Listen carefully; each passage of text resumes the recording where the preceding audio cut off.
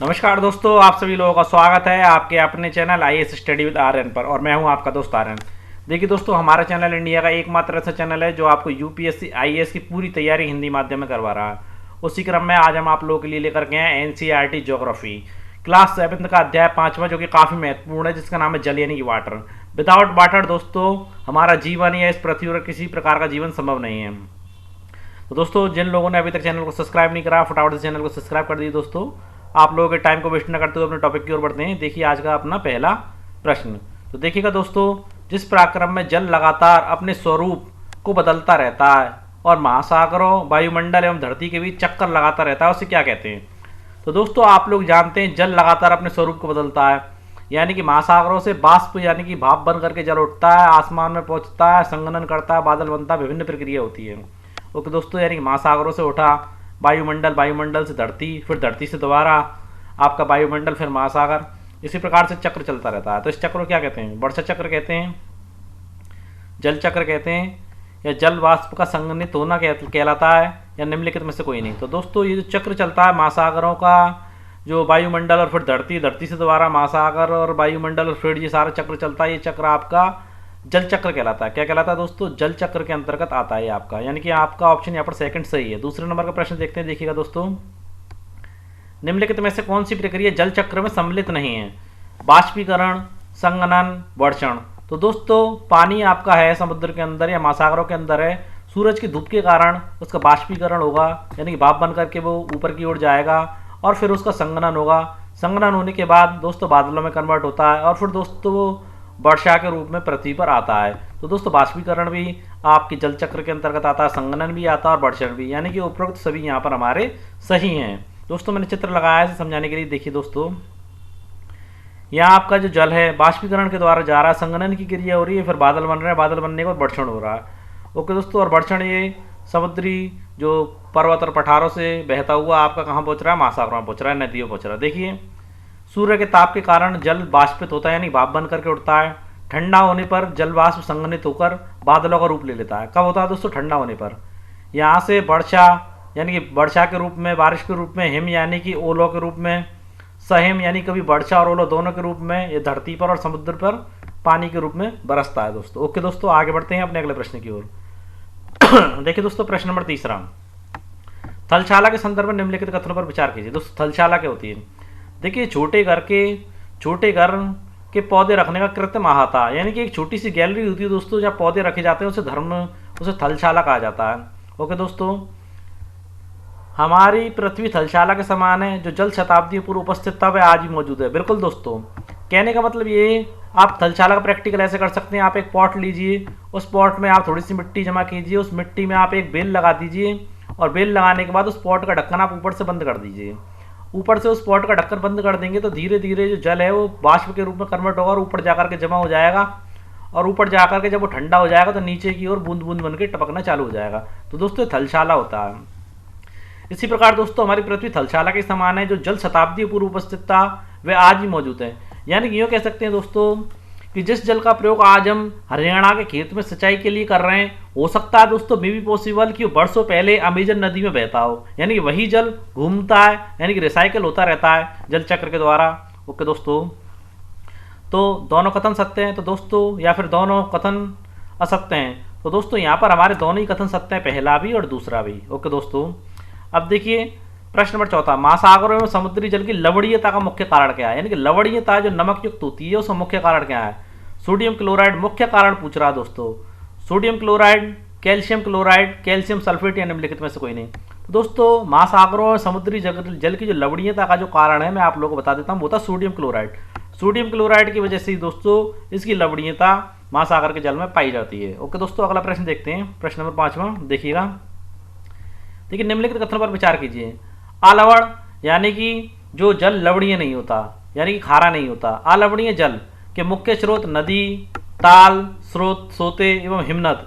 तो दोस्तों, जो आपका लवणीय जल समुद्र में पाया जाता है, महासागरों में पाया जाता है, परंतु जो मीठा जल पाया जाता है दोस्तों नदियों में पाया जाता है, तालों में पाया जाता है, झीलों में भी पाया जाता है।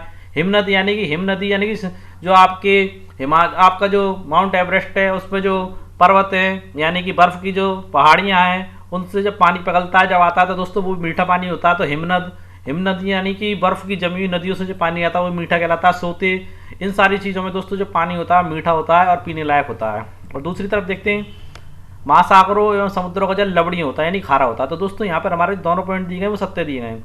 उपरोक्त कथन में से कौन सा कथन सत्य है? तो दोस्तों सत्य है, तो पहला भी सत्य है, यहाँ पर पहला और दूसरा दोनों सत्य है। देखिए दोस्तों, हमारी पृथ्वी पर 71% भू-वाष्प जल है, परंतु पीने लायक जल दोस्तों ओनली 2% है। यहाँ देखिए 98% अगर टोटली जल की बात करें, 100% जल को भाग में बांट दें, और वैसे तो दोस्तों हमारी पृथ्वी पर 71% भाग पर जल है, बाकी पर लैंड है, आपकी बर्फ भी जमी हुई है, अलग अलग चीज़ें हैं। और टोटल अगर जल का 100% रखें तो 98% जल है जो साल्ट वाटर यानी खारा पानी है, लवणीय पानी है। ओनली 2% वाटर है वो यूज़ करने लायक है, और 2% को भी दोस्तों अगर बांटा जाए तो 87% में तो बर्फ़ जमी हुई है, और 12% पानी ज़मीन के नीचे, और रवि जो नदियाँ होती हैं और लेक यानी कि झीलों में उसमें 1% पानी है। ओके दोस्तों, आगे बढ़ते हैं अगले प्रश्न की ओर। प्रश्न नंबर 6, हमारी पृथ्वी का कितना भाग जल से ढका हुआ है? काफ़ी महत्वपूर्ण प्रश्न है दोस्तों। 3/4 भाग, 2/4 भाग, 1/4 भाग, निम्नलिखित में से कोई नहीं। तो दोस्तों हमारी पृथ्वी का 3/4 भाग जल से ढका हुआ है। किससे ढका हुआ है? 3/4 भाग हमारी पृथ्वी का जल से ढका हुआ है। प्रश्न नंबर 7 है, पृथ्वी पर मौजूद संपूर्ण जल की मात्रा के संदर्भ में सही क्रम को बताइए। यानी सबसे ज़्यादा कौन सा जल है आपका? महासागरीय जल है, बर्फ छत्रक है, भूमिगत जल है, झीलों का आवरण जल है, झीलों का जो आलवण जल यानी कि पीने लायक जल है, या नमकीन झीलों का जल, या वायुमंडल में जल है वो है, या फिर नदियाँ हैं। तो दोस्तों इस प्रश्न का डायरेक्ट उत्तर मैं आप लोगों को बता देता हूँ। हमारी पृथ्वी में सबसे ज़्यादा मात्रा है महासागरों में जल है। कितना दोस्तों? महासागरों में। अगर प्रतिशत की बात की जाए दोस्तों महासागरों के, तो महासागरों में 97.3% जल पाया जाता है। आप लोग लिख सकते हैं, लिखना चाहें तो 97.3% जल पाया जाता है। उसके बाद सबसे ज़्यादा मात्रा बर्फ छत्रक होती है, यानी कि बर्फ की जो जमी हुई बर्फ होती है वो। बर्फ छत्रक में अगर बात करें तो 0 यानी कि 2.0% आपका जल है। और भूमिगत जल की बात करें दोस्तों, जो मीठा जल है, पीने लायक जल है, वो 0.68 है। कौन सा दोस्तों? 0.68। और अगर बात करें झीलों का आलवण जल यानी कि मीठा जल जो पानी के पीने लायक जल है, वो आपका आ जाता है 0.009। इतने प्रतिशत आपका आलवणी जल है झीलों का। और दोस्तों अगर बात की जाए नमकीन झीलों की या स्थलीय समुद्र की, किसकी दोस्तों? जो नमकीन झीलें, खारे पानी की झीलें या स्थलीय समुद्र की झीलें हैं, उनमें भी नमक की मात्रा उतनी ही है जितनी कि आपकी मीठे पानी की झीलों में है, यानी कि 0.009। और बात की जाए वायुमंडल की, तो वायुमंडल में दोस्तों हमारे में 0.00019% जल पाया जाता है। नदियों की बात की जाए तो दोस्तों नदियों में 0.0001% जल पाया जाता है। टोटली इन सबको काउंट कर लेंगे तो आप लोगों को पता पड़ जाएगा टोटली 100% जल की बात की जा रही है। ओके दोस्तों, टोटली 100% जल को किस तरीके से विभाजित किया गया है? सबसे ज़्यादा महासागरीय जल पाया जाता है, फिर बर्फ छत्रक पाए जाते हैं, फिर भूमिगत जल है, फिर झीलों का आलावड़ जल है यानी कि मीठी झीलें हैं, फिर नमकीन झीलें आ जाती हैं, और इसके अंदर ही स्थलीय समुद्र भी आ जाते हैं दोस्तों। फिर वायुमंडल में आ जाता है कितना जल है, फिर नदियों में आ जाता है। ओके दोस्तों, आगे बढ़ते हैं अपने अगले प्रश्न की ओर। देखिए प्रश्न नंबर 8वां, 1000 ग्राम जल में मौजूद नमक की मात्रा क्या कहलाती है? तो दोस्तों पहले तो आप लोग उम्मीद है ये चीज़ जानते हैं कि 1000 ग्राम बराबर आप क्या हो जाता है? 1000 ग्राम बराबर 1 kg यानी कि 1 किलो। 1 किलो यानी कि 1 किलो जल में मौजूद नमक की मात्रा क्या कहलाती है? 1 ग्राम जल में मौजूद नमक की मात्रा क्या कहलाती है? खारीपन कहलाती है, आयोडीन कहलाती है, लवणता कहलाती है, निम्नलिखित में से कोई नहीं। तो दोस्तों अगर 1000 ग्राम यानी कि 1 किलो जल में मौजूद नमक की मात्रा, या फिर 1 लीटर कह सकते हैं नमक की मात्रा, तो वो क्या कहलाएगी दोस्तों? लवणता कहलाती है। लवणता, खारापन कहलाता है यानी कि लवणता, कितनी लवणीयता है उसके अंतर्गत। दूसरा देखिए नवा, महासागरीय जल में औसत लवणीयता प्रति 1000 ग्राम, यानी कि दोस्तों वही शब्द है प्रति 1000 ग्राम, यानी कि 1000 बराबर 1 kg। 1 kg कह लो, या फिर दोस्तों अगर पानी को और दूध को ज़्यादातर लीटर में नापा जाता है, या फिर 1 kg या फिर 1 लीटर मान सकते हैं। यानी कि प्रति 1000 ग्राम बराबर 1 kg या 1 लीटर, यानी कि 1 किलो जल में कितनी पाई जाती है? यानी कि महासागर का जल है, उसके 1 लीटर जल में या फिर 1 किलो जल में या 1000 ग्राम जल में कितनी लवणीयता पाई जाती है? 25 ग्राम प्रति 1000 पर, या 35 ग्राम प्रति 1000 ग्राम पर, या 20 ग्राम प्रति 1000 ग्राम पर, या 45 भाग प्रति 1000 ग्राम पर। तो दोस्तों 9वें प्रश्न का उत्तर मैं आप लोगों को बता देता हूँ। हमारा 1 किलो पानी होगा या 1 लीटर पानी होगा तो उसमें 35 ग्राम आपका नमक पाया जाता है। कितना पाया जाता है दोस्तों? 35 ग्राम नमक पाया जाता है। ओके दोस्तों, उम्मीद है आप लोग इस चीज़ को समझ गए होंगे। यानी कि दोस्तों 1 किलो बराबर 1000 ग्राम, तो 1000 ग्राम में 35 ग्राम नमक पाया जाता है। कितना पाया जाता है दोस्तों? अगर मैं यहाँ पर लिखना चाहूँ तो मैं इसको लिख सकता हूँ 1000 ग्राम पानी के अंतर्गत हमारा कितना ग्राम नमक पाया जाता है, 35 ग्राम नमक पाया जाता है समुद्र के जल में और महासागरों के जल में। ओके दोस्तों, आगे बढ़ते हैं। देखिए दोस्तों, विश्व जल दिवस कब मनाया जाता है? आपके 20 मार्च को, 21 मार्च को, 30 मार्च को, 22 मार्च को। उम्मीद है इस प्रश्न का उत्तर आप सभी लोग जानते होंगे। विश्व जल दिवस 22 मार्च को मनाया जाता है। और दोस्तों, यह जल संरक्षण के प्रति लोगों को जागरूक करने के लिए मनाया जाता है, जिससे जल का संरक्षण किया जा सके। ओके दोस्तों, आगे बढ़ते हैं अगले प्रश्न की ओर। महासागर की गतियों यानी कि स्पीड, महासागर की गतियों को निम्नलिखित में से किस भाग में वर्गीकृत नहीं किया गया है? तो दोस्तों, पहले तो मैं आप लोगों को बता देता हूँ, महासागर की गतियों को 3 भागों में वर्गीकृत किया गया है। देखिए, तरंग, ज्वार भाटा, धाराएं, गतिमान या अशांत जल। तो दोस्तों, वर्गीकृत नहीं किया गया। तो दोस्तों, महासागर की जो गतियां हैं वो 3 भागों में, एक तो तरंगों में आती हैं, और दूसरा इसे ज्वार भाटा के रूप में वर्गीकृत किया गया, तीसरा इसे धाराओं के रूप में वर्गीकृत किया गया, जबकि गतिमान और अशांत जल के रूप में इसे वर्गीकृत नहीं किया गया है। ओके दोस्तों, देखिए दोस्तों, ताल होती हैं, ताल और झीलें होती हैं, उनका जल शांत होता है, यानी कि लहरें नहीं आती हैं उसके अंतर्गत। जबकि जो महासागर होते हैं और समुद्र होते हैं उसका जल हमेशा गतिमान रहता है, यानी कि बहता रहता है, और ये कभी भी शांत नहीं रहता। और दोस्तों, महासागरों की गतियों को तो 3 भागों में वर्गीकृत किया है, जो मैंने आप लोगों को बता ही दिया है अभी जस्ट, तरंगे, ज्वार भाटा और धाराएं। ओके, आगे बढ़ते हैं अगले प्रश्न की ओर। देखिएगा दोस्तों, प्रश्न नंबर आपका 12वां, निम्नलिखित कथनों पर विचार कीजिए। जब समुद्री सतह पर पवन बहती है तब तरंगें उत्पन्न होती है। दोस्तों, जब पवन बहेगी यानी कि पवन की स्पीड तेज होगी तभी तो तरंगें उत्पन्न होंगी, यानी कि लहरें उठेंगी। ये बात बिल्कुल सही है। जितनी तेज पवनें बहती हैं तरंगें भी उतनी तेज होती है। दोस्तों, जितनी तेज हवा का प्रेशर होगा उतनी तेजी तो तरंग उठेंगी। ओके दोस्तों, देखिए, महासागरीय सतह पर जब जल लगातार उठता है और गिरता रहता है तो इन्हें तरंग कहते हैं। बिल्कुल दोस्तों, जल का ऊपर उठना फिर नीचे आना, अप एंड डाउन होना, ये तरंग आपकी जो लहरें होती हैं ये तरंगें कहलाती हैं। ओके दोस्तों, तूफान में तेज वायु चलने पर विशाल तरंगें उत्पन्न होती हैं, जिसके कारण अत्यधिक विनाश होता है। दोस्तों, जब तेज वायु चलेगी तो विशाल तरंगें उत्पन्न होंगी। विशाल तरंगें दोस्तों किनारे पर जाएंगी और वहां रहने वाले लोगों के घरों को उजाड़ेंगी, या फिर वहां जो लोग बैठे हुए होंगे उन्हें अपने साथ बहाकर ले जाएंगी और काफ़ी नुकसान करेंगी। ओके दोस्तों, और ये विशाल जब तरंगें उत्पन्न होती है तो दोस्तों तभी आपका सुनामी भी आता है। तो दोस्तों, उपरोक्त कथनों में से कौन से कथन सत्य हैं? यहाँ पर हमारे उपरोक्त सारे के सारे कथन सत्य हैं। आगे बढ़ते हैं अगले प्रश्न की ओर। देखिए, सुनामी के संबंध में निम्नलिखित में से कौन सा कथन असत्य है? गलत कथन पूछ रहा सुनामी के संबंध में। तो देखिए दोस्तों, सुनामी जापानी भाषा का एक शब्द है जिसका अर्थ होता है पोताश्रय तरंगें। पोताश्रय दोस्तों, पोत खड़ी करने का स्थान, जैसे कि दोस्तों पोत यानी कि नाव या जहाज खड़ी करने का जो स्थान, नावों को, बड़ी बड़ी नावों को और जहाजों को खड़ा करने का स्थान होता है। पोताश्रयों की जो तरंगें होती हैं यानी पोताश्रय को नष्ट कर देती हैं। जब सुनामी की लहरें आती हैं तो इन जो नावों खड़े करने के स्थान को नष्ट कर देती हैं। तो जापानी भाषा में इसका अर्थ क्या होता है दोस्तों? पोताश्रय तरंगें। और सुनामी आने पर पोताश्रय नष्ट हो जाते हैं। देखिए, भूकंप, ज्वालामुखी उद्गार, ये जल के नीचे भूसंकलन यानी कि जल के नीचे, समुद्र के नीचे भूमि का फटना के कारण महासागरीय जल अत्यधिक विस्थापित हो जाता है। दोस्तों, जब समुद्र के नीचे कोई भूमि भूसंकलन होगा, नीचे से फटेगी या समुद्र की धरती नीचे की ओर बैठेगी, तो दोस्तों जल एक स्थान से दूसरे स्थान पर विस्थापित होगा, जिसके कारण लंबी लंबी लहरें, बड़ी बड़ी लहरें उठेंगी। तो दोस्तों, इसके परिणाम स्वरूप 15 मीटर तक की ऊंचाई वाली विशाल ज्वारीय तरंगें उठ सकती हैं, इससे जिसे सुनामी कहते हैं। क्या कहते हैं दोस्तों? जिसे क्या कहा जाता है? सुनामी।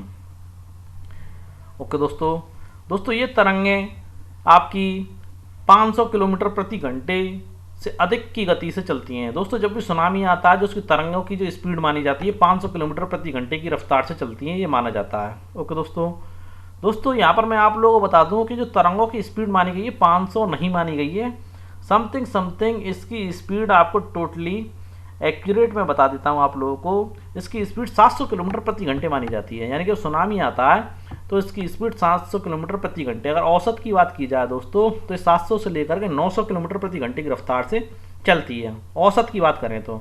और नॉर्मली बात करें तो इसकी तरंगें 700 किलोमीटर प्रति घंटे से अधिक गति से चलती हैं। अगर औसत निकाला जाएगा तो 700 से लेकर के 900 किलोमीटर प्रति घंटे की रफ्तार से चलती हैं। दोस्तों, 2004 में आई सुनामी से अंडमान और निकोबार द्वीप समूह में इंदिरा पॉइंट डूब गया था। दोस्तों, 2004 में जो सुनामी आई थी हमारे भारत में, उस सुनामी से जो हमारे भारत के केंद्र शासित प्रदेश है अंडमान और निकोबार द्वीप समूह, वहाँ पर इंदिरा पॉइंट था दोस्तों, यानी कि भारत का सबसे दक्षिणी बिंदु। तो दोस्तों, वहाँ पर इंदिरा पॉइंट वो ऐसे बना क्योंकि हमारे भारत की प्रधानमंत्री पहली यानी कि पूर्व प्रधानमंत्री इंदिरा गांधी उस लास्ट पॉइंट तक गई थी भारत के तो उस पॉइंट को क्या कहा गया? इंदिरा पॉइंट। तो वो डूब गया था। ओके दोस्तों, तो जो हमारा गलत दिया गया है यहाँ पर वो तीसरा पॉइंट गलत दिया गया है। आगे बढ़ते हैं दोस्तों। देखिए प्रश्न नंबर 14 में 26 दिसंबर 2004 को हिंद महासागर में सुनामी तरंगों अथवा पोताश्रय तरंगों के कारण अत्यधिक विनाश हुआ। ये तरंगें किसके परिणाम स्वरूप या किसका परिणाम थी? भूकंप का, ज्वालामुखी उद्गार का, या जल के नीचे भूसंकलन के कारण, या निम्नलिखित में से कोई नहीं। तो दोस्तों 14वें प्रश्न का उत्तर मैं आप लोगों को बता देता हूँ।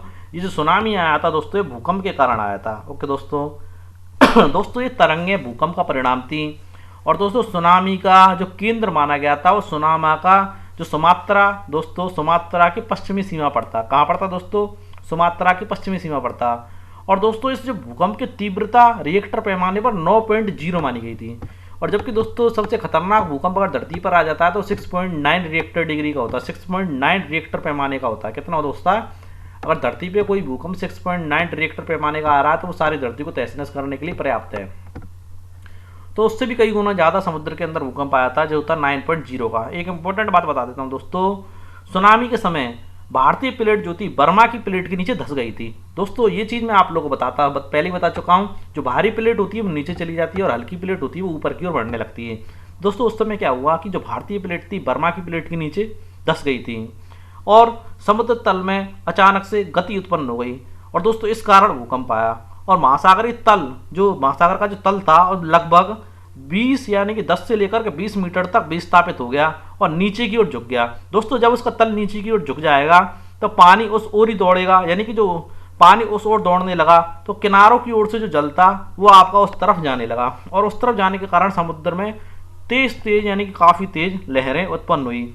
और इनकी जो लहरों की स्पीड मानी गई दोस्तों, इसकी सुनामी की जो स्पीड मानी गई लगभग 800 किलोमीटर प्रति घंटे की रफ्तार से इसकी तरंगें उठ रही थी। ओके दोस्तों आगे बढ़ते हैं। सुनामी आने पर प्रथम संकेत निम्नलिखित में से क्या होता है? दोस्तों जैसा कि मैंने अभी आप लोगों को बताया, सुनामी आने पर प्रथम संकेत की बात कर रहा है। सुनामी आने पर सबसे पहला संकेत क्या होता है?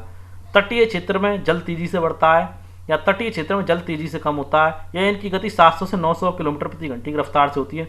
तो दोस्तों सबसे पहले क्या होगा, जब समुद्र के नीचे भूकंप आएगा और दोस्तों कोई समुद्र की जो तल है वो नीचे की तरफ जाएगा तो समुद्र के किनारों पर से जल कम ही तो होगा, क्योंकि उस स्थान पर जल उसकी भरपाई करने के लिए जल उस जगह जाएगा। तो समुद्र के किनारों पर से सबसे पहले जल कम होता है। क्या होता है दोस्तों कि तटीय क्षेत्र से जल में तेजी से कमी आती है। तो दोस्तों सबसे बड़ा क्या नुकसान हुआ सुनामी के टाइम पर, जब तटीय क्षेत्रों से जल में कमी आने लग गई तो लोग उसे देखने लगे कि ये क्या हो रहा है, जबकि उस स्थान से उन्हें छोड़ करके चले जाना चाहिए था।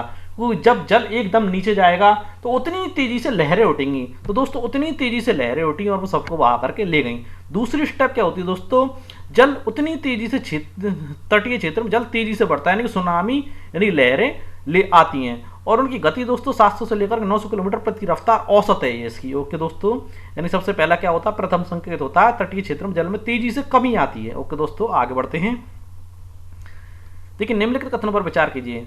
दिन में 2 बार नियम से महासागरीय जल का उठना एवं गिरना ज्वार भाटा कहलाता है। बिल्कुल दोस्तों, दिन में 2 बार नियम से महासागरीय जल ऊपर उठे और नीचे गिरे तो ज्वार भाटा कहलाता है। जब सर्वाधिक ऊंचाई तक उठकर जल तट के बड़े हिस्से को डुबो देता है, यानी तट का सबसे बड़ा हिस्सा होता है उसे डुबो देता है, उसे भाटा कहते हैं। तो दोस्तों ये चीज गलत दे रखी है।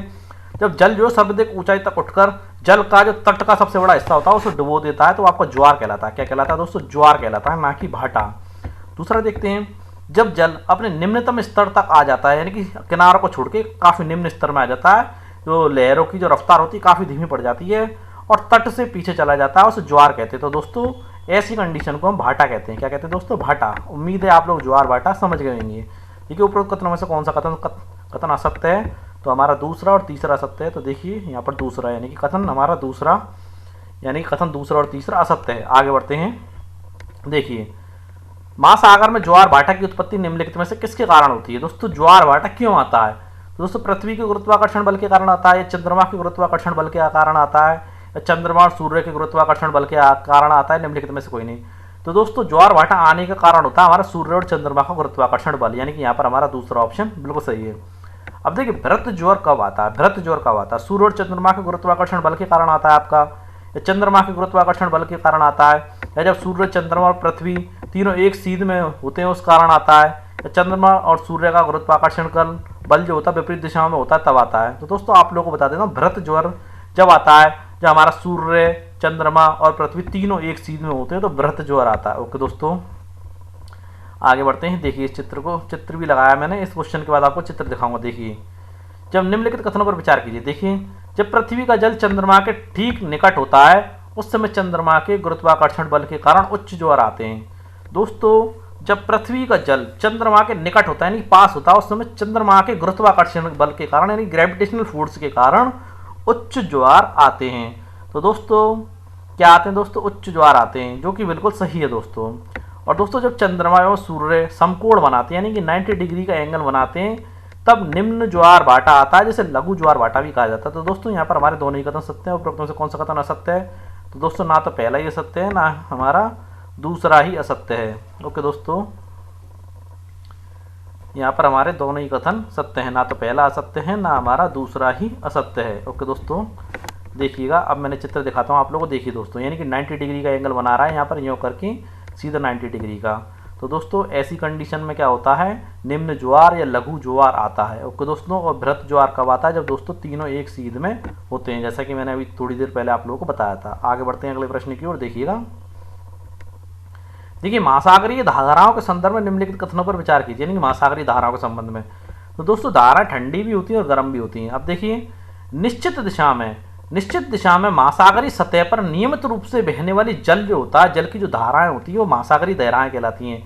कौन सी दोस्तों? निश्चित दिशा में ही वो बहती हैं, वो महासागरीय सतह पर जो नियमित रूप से लगातार बहती हैं वो धाराएं की महासागरीय धाराएं कहलाती हैं। ये बात बिल्कुल सत्य है दोस्तों। ठंडी महासागरीय धाराएं भूमध्य रेखा के निकट उत्पन्न होती हैं एवं ध्रुवों की ओर प्रभावित होती है। यानी कि दोस्तों भूमध्य रेखा के निकट तो आपकी भूमध्य रेखा इसके निकट तो ये उत्पन्न होंगी और जो ध्रुव हैं उनकी ओर प्रभावित होंगी, यानी कि इस तरफ और इस तरफ। तो दोस्तों ये जो यहाँ पर ठंडी धाराएं दे रखा है गलत दे रखा है। क्यों दोस्तों? क्योंकि गर्म जो होती हैं, गर्म महासागरीय धाराएं होती हैं वो भूमध्य रेखा के निकट से उत्पन्न होती हैं और ध्रुवों की ओर प्रभावित होती हैं, यानी कि हमारा उत्तरी ध्रुव और दक्षिणी ध्रुव इन ध्रुवों की ओर प्रभावित होती हैं।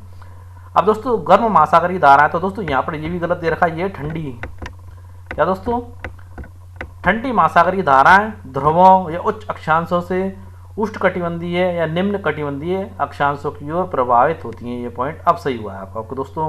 तो उपरोक्त कथनों में से कौन से कथन असत्य हैं? तो दोस्तों यहाँ पर हमारा दूसरा और तीसरा असत्य दे रखा था। आगे बढ़ते हैं। देखिए निम्नलिखित में से कौन सी शीत जल धारा है? शीत जल धारा या फिर आपकी ठंडी जल धारा कह सकते हैं। कौन सी शीत जल धारा है? आपकी गल्फ स्ट्रीम या लैब्राडोर महासागरीय धारा या एल नीनो धारा या सुसीमा धारा? तो दोस्तों शीत जलधारा हमारी गल्फ स्ट्रीम है। कौन सी दोस्तों? गल्फ स्ट्रीम हमारी ठंडी जलधारा है। बाकी की जो लैब्राडोर महासागरीय धारा है, एल नीनो धारा है, सुसीमा धारा है, ये आपकी तीनों की तीनों आपकी गर्म जलधारा हैं। ओके दोस्तों, कौन सी जलधाराएं आपकी? ये आपकी गर्म जलधाराएं हैं। प्रश्न नंबर 22, जब ठंडी एवं गर्म जलधारा मिलती हैं तो निम्नलिखित में से कौन सा प्रभाव नहीं दिखाई देता? तो दोस्तों जब ठंडी और गर्म जलधारा मिलती है तो कुछ प्रभाव दिखाई देते हैं, मगर प्रश्न पूछ रहा कौन सा प्रभाव दिखाई नहीं देता। दोस्तों ऐसी जगह सर्वोत्तम मत्स्य क्षेत्र विकसित होता है। दोस्तों ये चीज़ फैक्ट की बात है, जब ठंडी और जल और गर्म धारा मिलती हैं तो मछलियाँ वहाँ पर ज़्यादा मात्रा में इकट्ठी होती हैं, तो सर्वोत्तम मत्स्य क्षेत्र वहाँ पर विकसित होता है। ये तो होता ही है दोस्तों। ऐसी जगह दोनों धाराओं के मिलने से कोहरे वाला मौसम बनता है। दोस्तों जब ठंडी और गर्म जलधारा मिलेंगी तो कोहरा तो ऑटोमेटिकली उत्पन्न होएगा ही। दोस्तों इसके फलस्वरूप नौ संचालन में किसी प्रकार की कोई बाधा नहीं आती। दोस्तों नौ संचालन में काफ़ी बाधा आती है। जब दोस्तों कोहरा उत्पन्न हो जाएगा तो दोस्तों आप उस जगह पर नाव या नौका संचालन नहीं कर सकते। यहाँ पर जो तीसरा पॉइंट दे रखा है वो गलत दे रखा है। आगे बढ़ते हैं दोस्तों। देखिए दोस्तों एक यहाँ पर मैंने आप लोगों को कंडीशन बताई थी उच्च ज्वार की। देखिए यहाँ देखिए ये निम्न ज्वार और लघु ज्वार, यहाँ से देखिए वृत्त ज्वार और उच्च ज्वार। उच्च ज्वार मैंने आप लोगों को बताया था यहाँ पर उच्च ज्वार। देखिए उच्च ज्वार, देखिए उच्च ज्वार जब आता है तो उच्च ज्वार के कुछ साइड इफेक्ट या फिर आपको फैक्ट देखने को मिलते हैं। जैसे कि दोस्तों जहाज को, यानी कि ये इसकी पॉजिटिव चीज़ें हैं। जब उच्च ज्वार आता है जो जहाज होते हैं बंदरगाह तक पहुंचने के लिए उच्च ज्वार सहायक होता है, यानी कि जहाज़ों को फटाफट से बंदरगाह तक पहुंचा देता है। और उच्च ज्वार के टाइम पर दोस्तों मछलियों को भी आसानी से पकड़ा जा सकता है, मछली भी सतह पर आ जाती हैं। और दोस्तों उच्च ज्वार का फ़ायदा कुछ लोग इस प्रकार से उठाते हैं दोस्तों कि वहाँ पर विद्युत उत्पन्न करने वाली क्रियाएँ की जाती हैं, यानी कि विद्युत को उत्पन्न भी किया जा सकता है उच्च ज्वार के टाइम पर। ओके दोस्तों अब देखते हैं अपना अगला प्रश्न। देखिए प्रश्न नंबर 23वां, वह पराक्रम। आपके ये जो प्रश्न है दोस्तों, अब जो प्रश्न प्रारंभ हो रहा है वो प्रश्न है आपके जो एनसीईआरटी की बुक में दिए गए हैं। देखिए वे पराक्रम जिसमें जल लगातार अपना स्वरूप को बदलता रहता है और लगातार महासागर, वायुमंडल और स्थल के बीच चक्कर लगाता है कहलाता है जल चक्र कहलाता है दोस्तों। क्या कहलाता है दोस्तों? जल चक्र कहलाता है। प्रश्न नंबर 24 में सामान्यतः गर्म महासागरीय धाराएं उत्पन्न होती हैं। तो दोस्तों सामान्यतः गर्म महासागरीय धाराएं भूमध्य रेखा के निकट उत्पन्न होती हैं और वहां से वो ध्रुवों की ओर जाती हैं। मैंने आप लोगों को जस्ट थोड़ी देर पहले ही बताया, भूमध्य सागर के निकट उत्पन्न होती हैं और वहां से ध्रुवों की ओर जाती हैं, दक्षिण ध्रुव और आपके उत्तरी ध्रुव की ओर। ओके दोस्तों, प्रश्न नंबर 25 में देखते हैं, दिन में 2 बार नियम से महासागरीय जल का उठना एवं गिरना क्या कहलाता है? दोस्तों वह आपका ज्वार भाटा कहलाता है। आगे बढ़ते हैं, देखिए दोस्तों, निम्नलिखित स्तंभों को मिलाकर सही जोड़े बनाएं। कैस्पियन सागर, तो दोस्तों कैस्पियन सागर हमारी विशालतम झील है। ज्वार भाटा, जल में उतार चढ़ाव आता है दोस्तों, वो आपका ज्वार भाटा कहलाता है। सुनामी क्या होती है दोस्तों? तीव्र भूकंप की जो तरंगें उठती हैं वो सुनामी कहलाती हैं। महासागरीय धाराएं दोस्तों, महासागरीय धारा निश्चित मार्ग में प्रवाहित होने वाली जल धारा। ओके दोस्तों, यहाँ पर मैंने आपको सारी चीज़ें बता दी हैं। तो दोस्तों 26वें प्रश्न का सही उत्तर हमारा सी है। तो दोस्तों आज के हमारे आपके एमसीक्यूज़ के प्रश्न आप लोगों को कैसे लगे, और इसका स्तर मैंने बिल्कुल बड़े ही बेहतरीन तरीके का रखा है आपके आईएएस लेवल का। ओके दोस्तों, यहाँ जो जितने प्रश्न पीसीएस लेवल के भी नहीं है, टोटली आईएएस लेवल के हैं। तो आज की हमारी वीडियो आप लोगों को कैसे लगी कमेंट बॉक्स में जरूर बताएं दोस्तों, और ज़्यादा से ज़्यादा दोस्तों हमारे चैनल का लिंक अपने सोशल नेटवर्किंग साइट पर शेयर करें। ओके दोस्तों, जिससे जो लोग तैयारी करना चाहते हैं उन्हें कोई प्लेटफॉर्म नहीं मिल रहा, तो उन्हें एक अच्छा प्लेटफॉर्म मिल सके हिंदी माध्यम में तैयारी करने का। उम्मीद करते हैं दोस्तों आप लोग हमारा इतना सपोर्ट करोगे, और चैनल को सब्सक्राइब करना बिल्कुल ना भूलें दोस्तों, लाइक शेयर करें। कल फिर मिलते हैं दोस्तों अपनी एक ऐसी बेहतरीन वीडियो के साथ, तब तक के लिए जय हिंद दोस्तों।